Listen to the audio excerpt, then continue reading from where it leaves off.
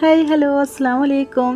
ഇന്ന് ഞാനിതാ വന്നത് റവയും ഒരൊറ്റ മുട്ടയും വെച്ചിട്ട് കുക്കറിൽ നല്ലൊരു കിടിലം ഒരു വെറൈറ്റി റെസിപ്പി ഉണ്ടാക്കിയെടുക്കാൻ പോവുകയാണ്. വളരെ എളുപ്പത്തിൽ ആർക്കും ഉണ്ടാക്കിയെടുക്കാൻ പറ്റിയ റെസിപ്പി, എല്ലാവർക്കും ഇഷ്ടപ്പെടും. ഒരു വട്ടം ഇതുപോലെ ഉണ്ടാക്കിയാൽ വീണ്ടും വീണ്ടും ഉണ്ടാക്കി നോക്കും. അത്രയ്ക്ക് നല്ല ടേസ്റ്റാണ്, എളുപ്പമാണ്. അപ്പോൾ എങ്ങനെ ഉണ്ടാക്കിയെടുത്ത് കണ്ടു നോക്കിയാലോ.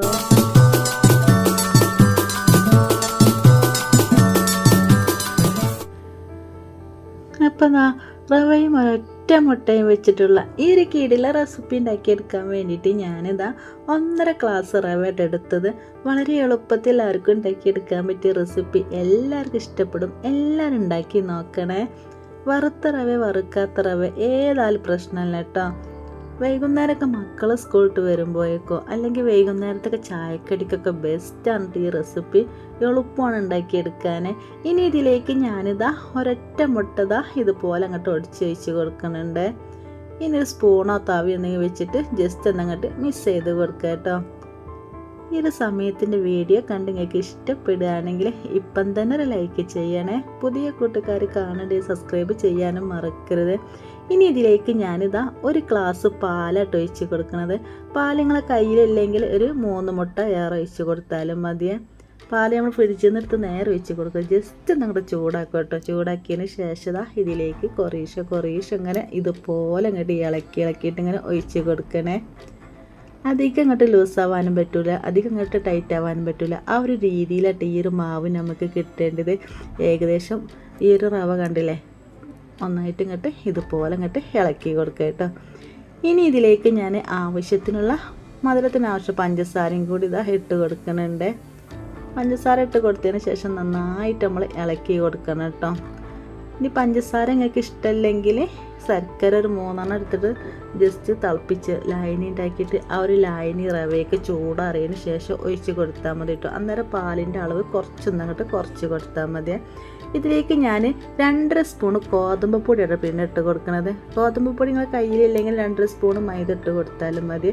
ഇതുപോലെ നന്നായിട്ട് അങ്ങോട്ട് ഇളക്കി കൊടുക്കുക കേട്ടോ. ടൈറ്റായി എന്ന് കണ്ടാൽ കുറച്ചും കൂടി പാലൊഴിച്ച് കൊടുത്താൽ മതി. ഇതുപോലെ തന്നെ ഇളക്കി കൊടുക്കുന്നുണ്ട്. ഫുൾ അങ്ങോട്ട് മിക്സായി കിട്ടണേ.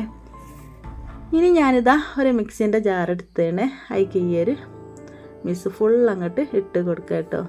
ജസ്റ്റ് ഒരു അങ്ങോട്ട് കറക്കിയെടുത്താൽ മതി. ഇതിലേക്ക് ഞാൻ 2-3 ഏലക്കായും കൂടി ഇട്ട് കൊടുത്തിട്ടുണ്ട്. ഏലക്കായ നിങ്ങളെ കയ്യിലില്ലെങ്കിൽ വാനില എസൻസ് ഉണ്ടല്ലോ, അത് ഒഴിച്ച് കൊടുത്താലും മതി ഇട്ടൊരു മൂടി. ഇനി ഞാനിതാ ഒന്നങ്ങോട്ട് കറക്കിയെടുക്കുന്നുണ്ട്. വളരെ എളുപ്പമാണ് അത് ഉണ്ടാക്കിയെടുക്കാൻ. വൈകുന്നേരത്തെ 4 മണി ചായക്കട ഞാൻ ഈ റെസിപ്പി ഉണ്ടാക്കിയെടുക്കുന്നത്.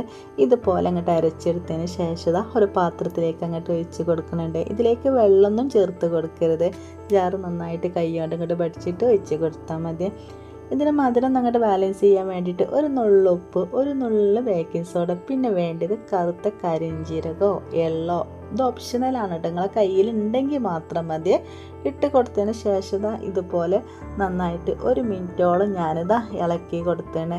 ഈ ഒരു അപ്പകാരും പിന്നെ അതെല്ലാം ഉപ്പൊക്കെ ഒന്നങ്ങോട്ട് ബാലൻസ് ഇങ്ങനെ മിസ്സാവാൻ വേണ്ടിയിട്ടാണ് കേട്ടോ.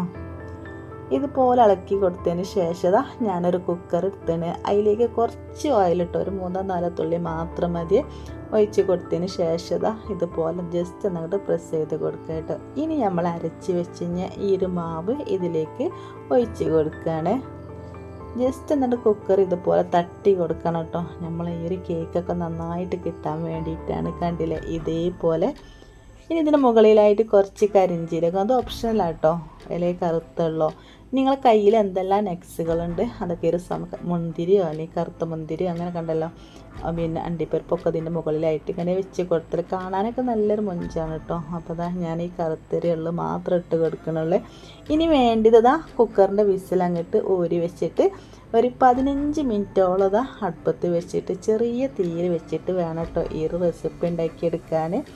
ഒരു 1-2 മിനിറ്റ് ഞാൻ ഇതുപോലെ അടുപ്പത്ത് വെച്ചിട്ട് ചെറിയ തീ വെച്ചതിന് ശേഷം ഒരു പഴയൊരു പാൻ അടുപ്പത്ത് വെച്ചിട്ട് അതിൻ്റെ മുകളിലായിട്ട് ഇറക്കി വെച്ചിട്ട് 15 മിനിറ്റിന് ശേഷം നമ്മൾ ഈ ഒരു കിടിലം റെസിപ്പി റെഡി ആയിന്. കണ്ടില്ലേ, ഇത് ചൂടാറിയതിന് ശേഷം നമുക്ക് വേറൊരു പാത്രത്തിലേക്ക് പിന്നെ എടുത്തു വെക്കാൻ പറ്റുള്ളേ.